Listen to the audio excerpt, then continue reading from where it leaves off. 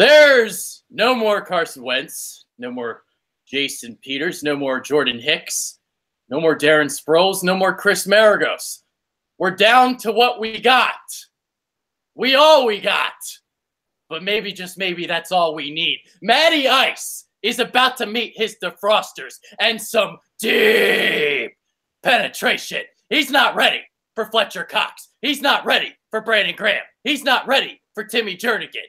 Philadelphia, get loud on Saturday. James Worthington is here. I am Adrian Fenke. The divisional playoffs are here. Let's get into it. Yeah, man. First home playoff game since 2013. I feel like this city's been waiting a long time, and we really got to bring it. We need the noise. We need to get this team, let them know, but we're behind them immediately, and we need to make it just too loud so Atlanta can't even function. I mean, we went up the old 76 there and took over the Giants stadium. So I'm hoping the same thing kind of happens here. Hell yeah, baby. Time to get loud, time to get proud, and let's go. Let's go. Let's get fired up.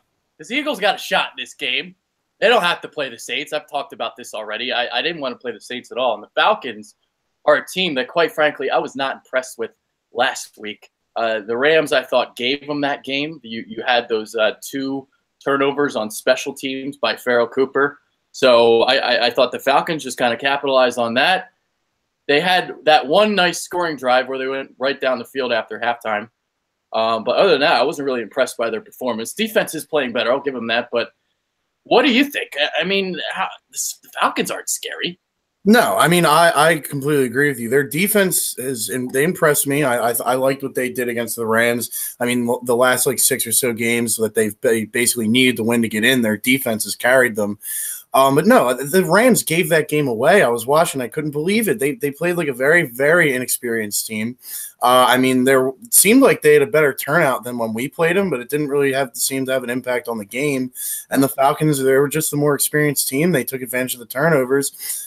One red flag with them is they were settling for 3 instead of 7 a lot. And that's what we need to force them to do, is we need to hold them to field goals, and we need to make sure we get the touchdowns. Yeah, nothing about the Falcons scares me. They're not the same team as they were last year. This is the team that I wanted to play. And so when they won, I mean, I was happy. I feel like this is a great opportunity. Well, 25 is the magic number in this game because the Falcons are 0-6 when opponents have 25-plus carries against them. The Eagles' record when they carry it 25-plus times, 11-1. Jay Ajayi, earlier this season while with Miami, 26 totes for 130 yards.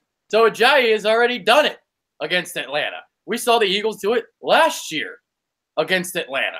38 carries for 208 yards.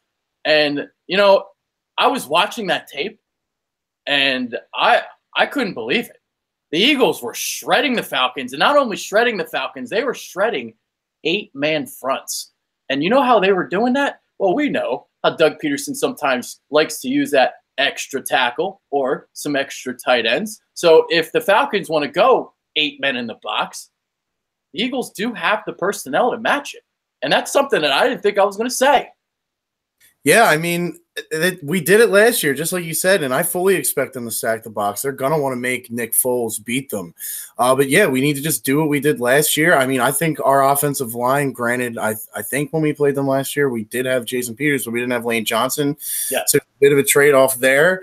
But, I mean, they've played great. They're essentially, besides Peters, they're fully healthy. They're well-rested. Jay Ajayi is extremely well-rested. And there are reports out there saying the team did tell him to expect a bigger workload. So, I mean, I think that's what you have to do. You have to pound the rock. You have to stick to it if it doesn't work right away and let this O-line get going. Because if we're going to go anywhere in the playoffs, it's going to be the offensive and defensive lines carrying us there. And the O-line, man, if you get them run blocking early and getting guys downhill, I mean, it's going to be a great day for us. But if we, go 3 and out, the next drive it's pass, I don't like our chances. I think, you just stick with it and let the defense and the running game just basically win this game for you. Yeah, sticking with the run is imperative. And because, I've been watching this Falcons team and 4.1 yards per carry allowed. You know, I know the defense has gotten better. I like Keanu Neal a lot. Deion Jones is a beast. But you can run against them. And the Rams did last week, but they fell behind. So they couldn't stick with it. Because Todd Gurley had, 14 carries for 100-something yards, something like that. So he did against them last year. So last year, what I saw on tape, again, defense is better than last year, but using the extra tackle last year was Sayamalo, and using a couple of the extra tight ends and just overwhelming the Falcons for 60 minutes on the ground. And the other thing that needs to happen too is the stick-to-itiveness, because Doug Peterson hasn't been calling as many runs later in the season as he did earlier in the season. Because we remember the Giants game that week 3, everybody was ready, to I don't know, freaking kill Doug, basically, because he wasn't running the ball. And then he started running the ball, and the Eagles had a lot of success. Well, Nick Foles threw the ball 38 times against the Raiders. That's way too much. And we saw Carson Wentz. He only threw it that many times, 4 times all season. So that just shows you right there. Foles is throwing the ball too much. Simple it down, Doug. Run the ball. Yeah, I don't know if he was because the Oakland game, we had home field advantage on the line. I don't know if they just thought we were good enough that we could maybe give Foles, they wanted to get a better look at Foles, kind of have him throw it around, see what he could do, keep the running backs fresh. Maybe I would definitely not agree with that because of how important the game was. The Dallas game, I really don't take anything into account. I mean, the drops and everything, and they weren't showing anything. But yeah, I mean, that's the formula to win with this team. Our MVP, our playmaker, Carson Wentz, he's out, he's gone, but we still have a great supporting cast. And Nick Foles is a capable quarterback, but he needs the run game. He needs that established so he can work off the play action. And honestly, I kind of want to see a little tempo in the beginning too. I think Foles plays a little better with a quicker tempo. I honestly think he's best if he just basically, he hasn't been making his progressions. So just basically give him, the opportunity to succeed. Doug Peterson's really going to have to scheme up something good for this game. I think he's had enough time, but it all comes back to just pound the rock, pound the rock, pound the rock. If you're successful with that, everything else is going to open up downfield. And Nick Foles isn't going to feel as much pressure because he knows he'll be able to hand it off, and Ajayi or Blunt or Clement or whoever will take care of business. Yeah, you have to put Nick Foles in manageable third down situations because the Eagles, I believe the stat is they're 1 for their last 17 on third down. It's absolutely horrible. It's ridiculous. So you got to run the ball on consistent basis on first down and try to pick up 4, 5, 6 yards to carry. So you have a 3rd and 3 or a 3rd and 2 or whatever, and it's not 3rd and 6 plus, which has been kind of a problem the last month or so. So put him in manageable third down situations, and I think, I'm not going to sit here and say he's going to throw 4 touchdowns. He's not. I mean, come on. But I also don't think we're going to see the same guy we saw against Oakland and Dallas. So all we need from Nick Foles is 200 yards and a touchdown. That's it. Yeah, and I mean, obviously the players are gonna say this, but I think I think it's true. They said he had seemed more confident just in the last couple weeks after that Dallas game. He just realized, and he said it. He's like, I just have to play. I've been in my head too much. Blah blah blah.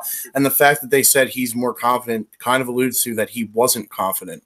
So they're kind of recognizing that. I mean, if he's put in a position to succeed, if this defense is playing good and the run game's going good, he has no reason to get into his head. But if if we come out passing, he throws a pick, or there's a couple drop passes here and there, Nick Foles, he's not the strongest, he doesn't have the strongest psyche. Carson can throw 2 picks in the first quarter and come back and end the game with 350 yards and 3 touchdowns. Nick Foles, he's more like, this is the only way I'll ever compare the two, but kind of like Cam Newton. He starts hot and he's hot, or he starts bad and it stays bad. It's what I've noticed, at least. Yeah, and I don't think he handles the cold very well, because watch even the wild card game from a couple years ago. It was kind of cold in Philly, and he did lead the Eagles back when it was 20-7, but his accuracy wavered in that game. It wasn't very good. He didn't look good at all. And the thing that's unfortunate about this is it's going to be warm to start the day, and it's going to plummet during the game. The second half is supposed to be back in the 20s, so let's hope we can get a lead early. Because Nick Foles, I completely agree, he's a horrible cold weather quarterback. Yeah, throw the ball early to set up the run when it gets cold. Yeah, so because it was nice weather against the Giants. That's the thing I noticed. So, yeah, we'll see, man. I mean, I do expect a better Nick Foles, but I also at the same time, obviously, I'm not going to expect Giants Nick Foles either. No, I mean there's the Giants. Nick Foles is like peak Nick Foles, so it'll be great. Like he's capable of going on a hot streak and putting up decent numbers. But it's the playoffs. I mean the Giants are a trash defense this year. Yeah. So I mean the Falcons that's the best defense he's going to face all season is this week. So I just like we just said. I mean it's just so important to establish the run game. And I mean in general in the playoffs, I'm a very big believer in running the ball and playing defense. I think that's the formula. You see it every year with New England. New England starts running the ball when it gets cold. Look what they do. They're doing now with Dion Lewis. He's had like 40 touches the last 2 games that mattered for them. So I mean that's the formula right there. Yeah. We haven't gotten to the defense yet, but we'll get there in a second because, I'm curious to see who's going to have the big games offensively this Saturday. You're going to have Desmond Trufant against Jeffrey, so that's going to be a great matchup. Then on the other side, I don't see Torrey Smith doing much of anything against Robert Alford. So the 2 guys to watch out for, I think, are Aguilar and Ertz. Ertz could be the guy to have a big game. But the thing about Ertz is Foles has been so reliant on Ertz, basically staring him down on almost every play. I don't know how much that's going to hurt him, but I do think Ertz can have a big game. I mean, I have noticed that too. He has been staring him down a lot, which honestly is just not good. And I agree with you. I don't think Torrey Smith's going to do anything. I am interested to see if they take a shot early to kind of see if they can get this stadium rocking and rolling, just because if Nick Foles throws like a 60-yard bomb to Aguilar to start the game, like the crowd will be going nuts. Oh yeah, shirts are coming off, tits are coming out. Yeah. So I mean, we'll see. I think that it would be ideal to do it on the second set of downs. Maybe pick up a first down running and then try it, so you're not 3 and out if you miss it, and then he puts you in second and long or whatever. But I think that's something to keep an eye on. But yeah, going back to your point, I think Alshon. I want him to step up. I really do. I want Nick Foles to not be afraid to throw it up for him. But at the same time, Desmond Trufant, he's an absolute monster. He's an absolute monster. So I wouldn't be surprised if Alshon gets shut down. Torrey Smith shouldn't even be playing at this point. I mean, drops are just so costly. Yeah, I agree. I think Ertz, Aguilar, and Trey Burton too. The second team, like he's worked with Foles a little more this season, I'd assume, getting the second team reps. So they might have a little more chemistry than we've seen. So I wouldn't be surprised to see more 2 tight end sets this week either. Yeah, and speaking of receivers, another formation that the Eagles used a lot in this Falcons game last year. So you would have a stack. 2 receivers, stack them tight to the formation, and you'd use them as blockers. So you'd have like the 5 offensive linemen, but you'd use the receivers as well. So basically, de facto, almost 7 offensive linemen. And this was a play that the Eagles used as well last year. And I believe they had a halfback, if I remember correctly. I'll have to check the tape again. We're going to look at some of this stuff tomorrow with Brendan. All right. So if that's the case, then Matt Collins needs to start over Torrey Smith because he's a good blocker. Well, I was about to mention something because Matt Collins is a tremendous blocker, and if you want to run that stuff again, Jeffrey and Matt Collins, I think, can work. 100% agree with you there. I mean, that's where my head went right away. I was like, then Matt Collins needs to be on the damn field because you knew exactly where I was going with that. And at this point, like Collins, he doesn't have the top end speed Smith does, but he can still go downfield. Like we've seen the pass from Wentz there, I think was like 60-yard touchdown pass or something. I think to Hollins. So I mean, he's capable of stretching the field, and I think he's got better hands. He's a much better blocker. He's a better football player. So, and I get Torrey Smith's a veteran. I get that his top end speed, the defense still needs to respect that, but it's playoff time. If Hollins is better, just put him on the damn field. Yeah. So he would be matched up against Alford. Alford had a great year this year. He was tremendous for Atlanta. Trufant obviously is the better corner, but let's not take anything away from Alford as well. Mm-hmm. He was really good for them. Oh yeah, definitely. That's all I've heard all week is how good both of them have been. So it's It's good for them. I mean, two good bookend corners. It's the start of a good defense. And what we talked before the show, they got Keanu Neal back there. You and I are both huge fans of. So hopefully he doesn't injure any of our damn receivers, dude. That guy can hit, man. Yep. Another Cam Chancellor. So, Dan Quinn building that mini Seahawks defense there in Atlanta. Yep. That's what we're seeing. All right, so let's move on to the other side of the ball. And I've kind of made this point already, but I'll make it again. I think where you can really exploit the Falcons, interior of their offensive line. So they had an injury with Andy Levitre, their left guard. So Ben Garland is now their starting left guard. Alex Mack, really, really good center, Pro Bowl center. And then your right guard is Wes Schweitzer. So inside, you have to deal with Fletcher Cox and Timmy Jernigan.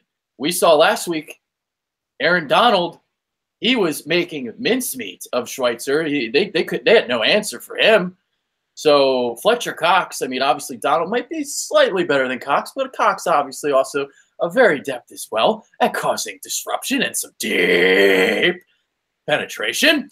So we know about that. So Fletcher Cox, Timmy Jernigan, and then on third down, Brandon Graham coming in against Ben Garley. He's going to make mincemeat of him too.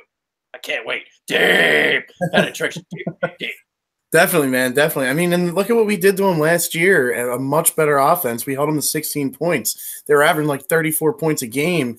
And at that, Julio Jones got his, and still they weren't able to really do much against us. So, I mean, we're a much better team. We're a much better defense this year. And their offense is a lot worse. So they should – I mean, and this defense is confident. I know they seem to have like a chip on their shoulder. They're actually taking it to heart that they're a underdog at home as a 1 seed.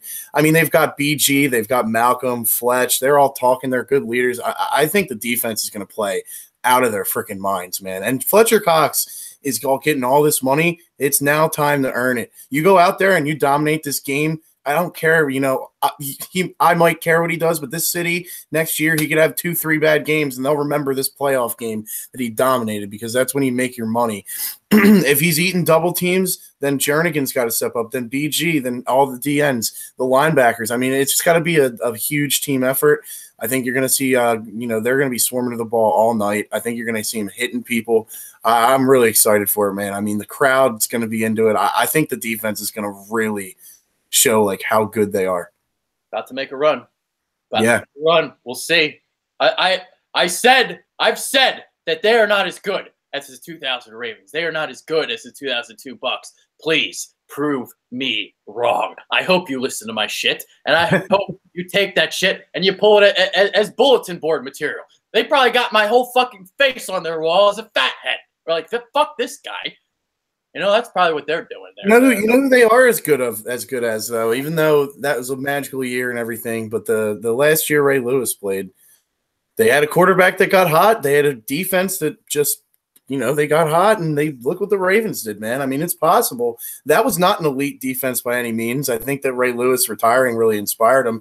But Joe Flacco, I mean, I don't think Foles is much worse than him. I really don't think Flacco's that good. And look, he was elite for that stretch. So anything's possible, man. It's just, we got to come out. I think we got to force a turnover early or come out and score early. And this crowd, just keep the crowd in it. And I think, if we can get this game, we got one game next week to get into the Super Bowl. And it's just 1 week at a time, man. It's a one game season, 3 1-game seasons.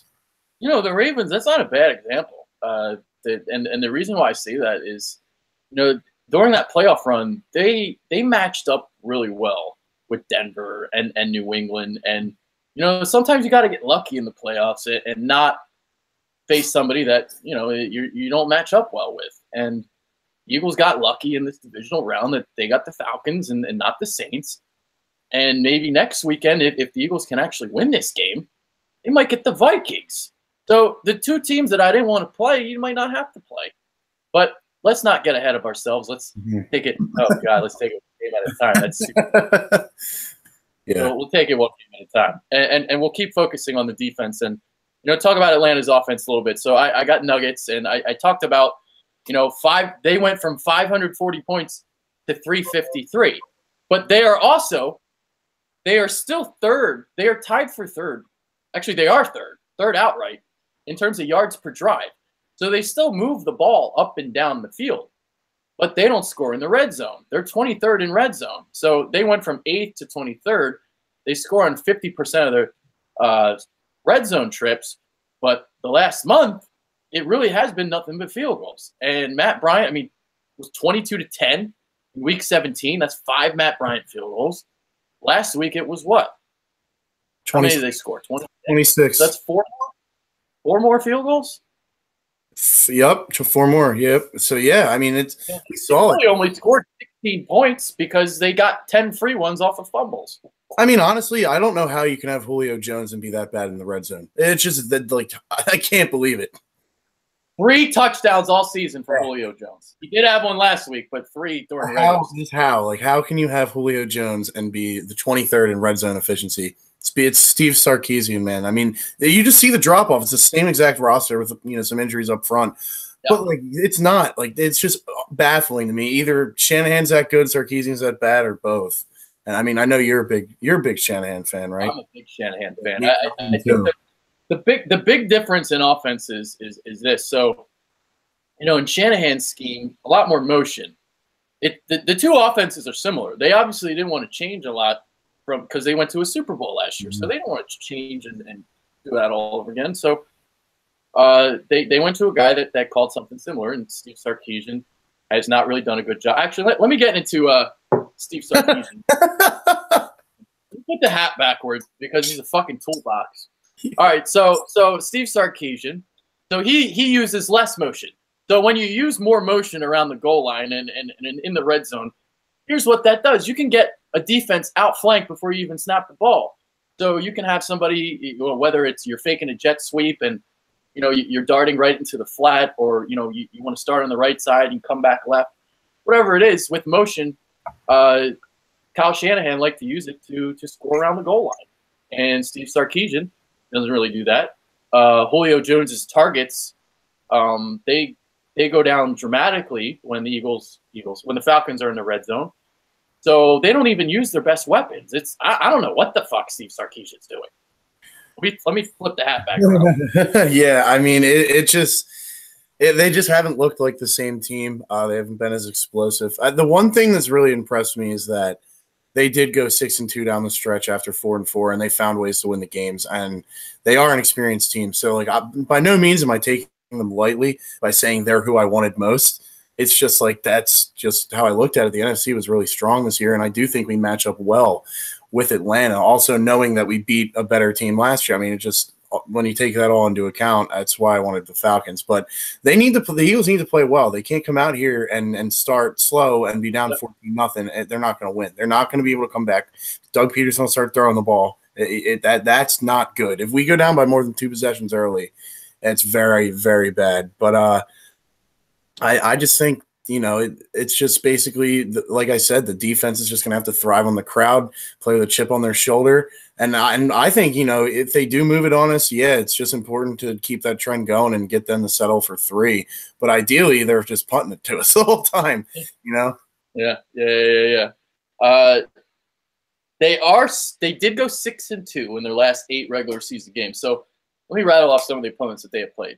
So there was one little stretch where I thought, okay, here come the Falcons. This is the team I saw from last year. So when they beat Dallas 27-7, and then they went and beat Seattle a week later on Monday night at Seattle, I thought that's when they were flipping the switch. Didn't happen. So then they beat Tampa Bay. They lost 14-9 to Minnesota. They beat New Orleans 20-17. And let's remember, that was a game where Matt Ryan threw 3 interceptions. Yeah. So they won that game, but nobody played well in that game. Tampa Bay, they barely beat 24-21. At New Orleans, I guess that was a loss, 23-13.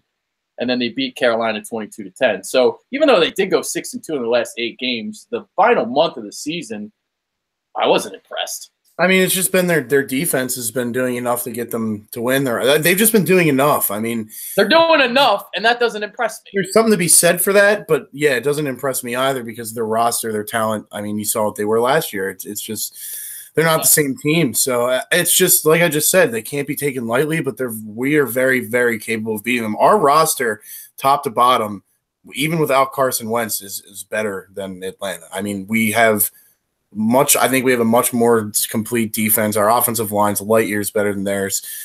Their running backs are better. They have a better wide receiver and a better quarterback. But, like, if you can't block anybody, it doesn't really matter. So that's going back to what I said. We're going to win at the line of scrimmage, and where is all our money at on defense? It's in the defensive line. So it's playoff time, man. It's ready to earn those dollars. And I honestly hope Brandon Graham is a huge game, because I've just been saying I want him to be re-signed too, and I'm worried that he might not be. Yeah. The other question is going to be, who's going to cover Julio Jones? And, well, here's the thing. Julio Jones is going to get his. Yeah. He's going to get his. And he got his last year, if I remember correctly. He got a lot of yards last year, yeah. Yeah, he gets a lot of yards. And you know what? He can get all the yards he wants, but as long as he doesn't get in the end zone, that's all I care about. Yeah, he does it between the 20s, man. That's all that matters. Yeah, so he had like 9 receptions for 90-something yards last week.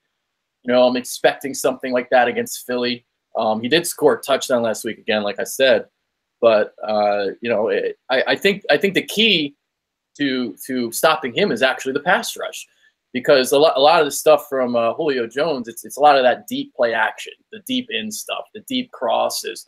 And you need time to protect Matt Ryan for him to run those routes. So the key isn't going to be Ronald Darby or Jalen Mills or whoever is on Julio Jones. It's going to be on the defensive line to get to Matt Ryan before that route can materialize. I 100% agree with you. That's definitely, like, they don't really just force feed Julio short passes or anything. It's all downfield stuff. Yeah. I mean, he is a dynamic threat, so if we do give Matt Ryan too much time, they'll shred us. But you're 100% correct. I mean, it's the D line. It doesn't matter who's covering Julio. I mean, I would assume Darby's going to start on him, but I don't think they're going to shadow him, because, honestly, I don't think we have a guy that's capable of just shadowing Julio Jones. So there's no point to it. And I just think, McLeod or Jenkins, one of them is just going to kind of have to shade his way a little bit more, give him a little respect.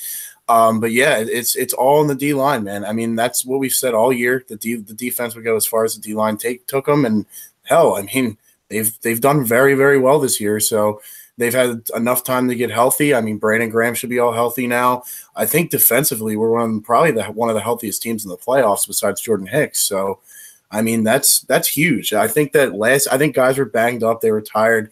I think that if we had to play last week, it might have been an issue, but this extra week of rest, and they were in pads practicing, they were hitting a little bit. So, I mean, they're ready to go, man. And I really do think Malcolm Jenkins is having a major impact on this team, and just stepping up vocally after Carson went down, just kind of bringing these guys together. I've seen some of the locker room stuff. It's really good stuff. So, like I've said all year, we have great leadership, and that's going to be huge in the playoffs. Yeah. The other key is going to be third down. So Atlanta is second in the NFL in third down conversions, 43.87%. The Eagles are 9th in defending it. So here's why this is important, because if you can force some 3-and-outs, that helps the offense, obviously. So if you get, the Falcons, say they start at the 20-yard line, they go 3-and-out. All of a sudden, you get the ball at like the 40, 50-yard line. All of a sudden, you only need like 2-3 first downs to get a field goal.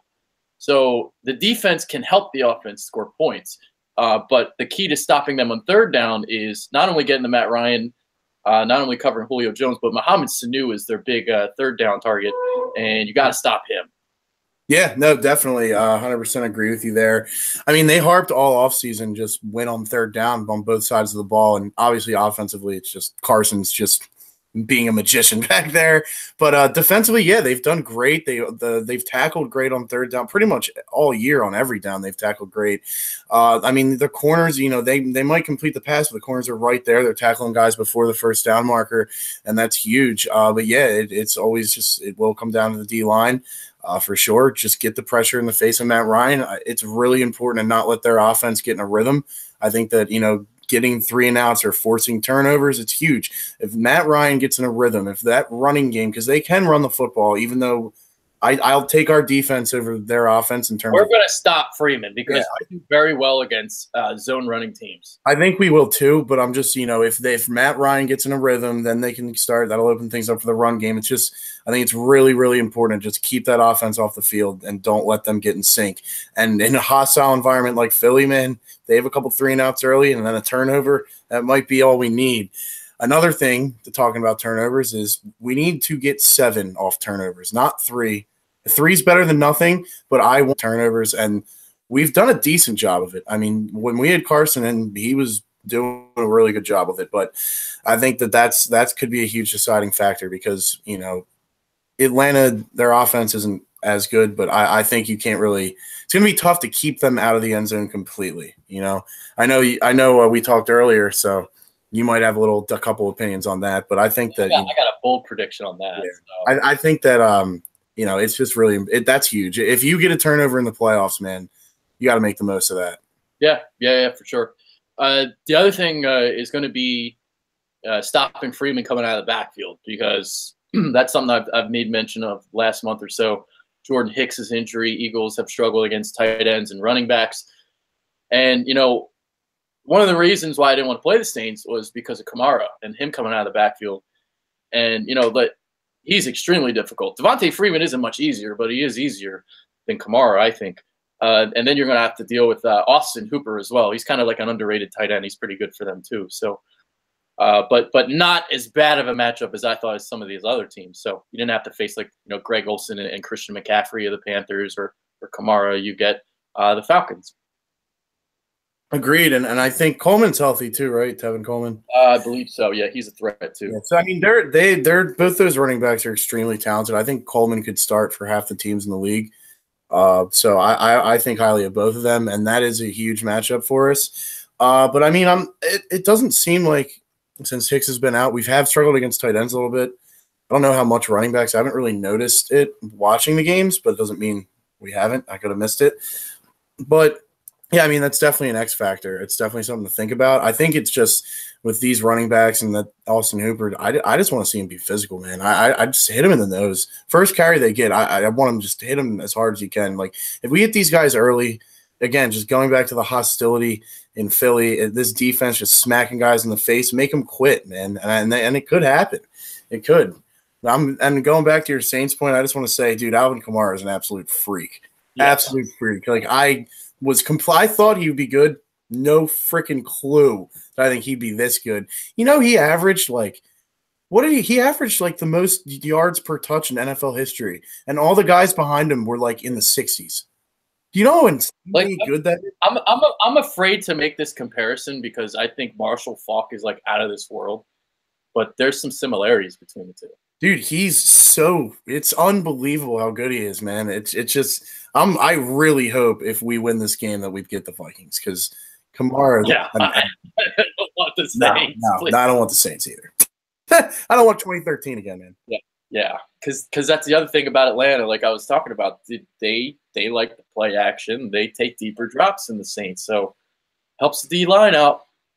Yeah, and I mean the Saints are just, you know, Drew Brees and Peyton. They'll know exactly how to attack our weakness, but that's getting ahead of ourselves. So don't want to get too far ahead. But yeah, no, I really like when I knew we were in the Falcons. Like I just thought we were gonna win. Like I think we're gonna win. I have a good feeling about it. I think the city's kind of come around to it too. In the beginning of just hearing the calls, people calling in, they were a little like, you know, skeptical. Oh, it's the Falcons. And as the week's gone on, I think people are starting to get a good feeling about it because, you know, this has been a magical season. And if we do lose Sunday or Saturday, like I'm going to be, you know, I'll be bummed, but I'm going to be optimistic because we have a top 5 quarterback for the next 10 years, barring everything goes good with his rehab. We have one of the best rosters in the league. I mean, if Carson comes back 100% next year, we're probably going to be second to the Patriots in Super Bowl odds. Yeah. So, like, and the NFC is weak. It was strong this year, but I think our roster compared to everybody else in the NFC with Carson is like head and shoulders the best one. So, you know, it just from a big perspective, like if we do go in and lose, you know, I hope we win. I think we'll win. But if we do lose, I don't want to hear people killing Doug Peterson or anything like that. It's a pretty tall task. If any other team were in our position, you know, us looking at them as unbiased fans, we would give them no chance either. Yeah. I understand why the country thinks we're not going to win, man. I would think the same thing if I was an Eagles fan. But I've seen this team. I've watched every game this year, and you know how good they are, so. Look, I like that they're underdogs, so I'm not complaining about it. Yeah, I like it too. This is Philly. We're underdogs. This is what we do. We scratch, we fight, we claw. That's what we do. Fine. This is great. Look, My back is against the wall. Hell yeah, man. 100% agreed. I mean, it is Philly. We're a city of brotherly love, yeah, but it's also the city with Rocky and all that good stuff. And I think that they're going to do something before the game with, like, some hype video, or they might bring Doc out. They're going to get this crowd into it. They've really been hitting on Twitter that they're going to bring Doc. Doc is going to come sliding out. He's going to come sliding out. Every day. Smoke out. Oh, yeah, baby. Every day they have a video with Dawkins. Like, every day on Twitter, there's been something with Dawkins. Dude, the one when he runs out of the tunnel and he's just screaming, he sounds like he's going to, like, just burn into flames, like, immediately. Just, like, dude, that guy, man, that's what we need. We need some of that, man. That's all we need. We all we need. Like I said, they used to call him the crazy idiot. It was a term of endearment because he would just get onto the field and just basically become a complete lunatic. Like, he's like, you think about it, dude. He's just like this really religious, like, peaceful person. He steps on the field and he's like, I can hit people. And, like, he just lets that beast, like, that just animal instinct out. Dude, it's great. That's what we need from this defense. And, dude, it all starts with Fletcher Cox, man. If Fletcher Cox blows shit up in the beginning of the game, I'm going to be smiling ear to ear. You know, it will. I think you'll be able to tell from the first couple of drives of the game how it's going to go. Dude, I love it that we're talking about Fletcher Cox with 69 live viewers. It's great. Yes, that's awesome. Fletcher Cox, man, the deep penetration. Deep. I got to work on my deep game, dude. Like, I gotta like switch up the tempos, right? Like, deep, and then like slow it down, like, deep. Yes, dude, these are off-season improvements I have to make. Just wait till we hear you next year, man. Gonna be completely the whole show would just be deep. Like, oh god, just think deep for 48 minutes. Yeah, just 48 deeps for a minute long each. There you go. People love that. All right, let's get into predictions. Whoa, who do we got? Well, I think we know who we got. Yeah, I'm going with the Eagles. I just said I think they're gonna win. I think they are gonna win. Everybody's saying that it's got to be a dogfight. It's going to be a low-scoring game. I think that it's going to be a physical game. I don't think it's going to be that low-scoring. I've got us 26-20. I do think that we're going to move the ball. I think we're going to run the ball successfully. I think that Nick Foles is going to have a decent game. He's going to manage the game well. I expect him, 1 to 2 touchdowns maybe. Depends, just depends on the play calling in the red zone, how we basically perceive the matchups and opportunities and the adjustments throughout the game. So that's why I kind of think, it's going to be physical. It's going to have every feel of like a 16-13 game, but I think they're just going to be a little bit more scoring. So I just, something inside me tells me that. So I got us 26-20. And you know what, man? I'll take it any way we can get it. I don't care if it's 3-0, dude. As long as we get this win and get out of there healthy. Well, I got a very low-scoring game. I got 13-12. So my bold prediction is that the Falcons' red zone woes continue. They don't score a touchdown. They kick 4 field goals. I think this is going to be a low-possession game because I think that Doug Peterson is going to run the ball. I think Jay Ajayi is going to get unleashed, and they're going to unleash this 3-headed attack. So I'm hoping they have some sort of ratio where it's like 60-40 run. And so you limit the possessions. Atlanta scores on 4 of the 8 possessions, but they're all field goals. And the Eagles win it 13-12 in a slugfest. That's what I got. Hey, man, like I just said, I'll take it. I definitely think that's the method to beat Atlanta is limit the number of possessions for sure and then win in the red zone. How many touches do you want to see them give Ajayi? How many? I'm hoping they give him at least 20. I'd prefer even 25. 25-30. I don't even think it's that outrageous.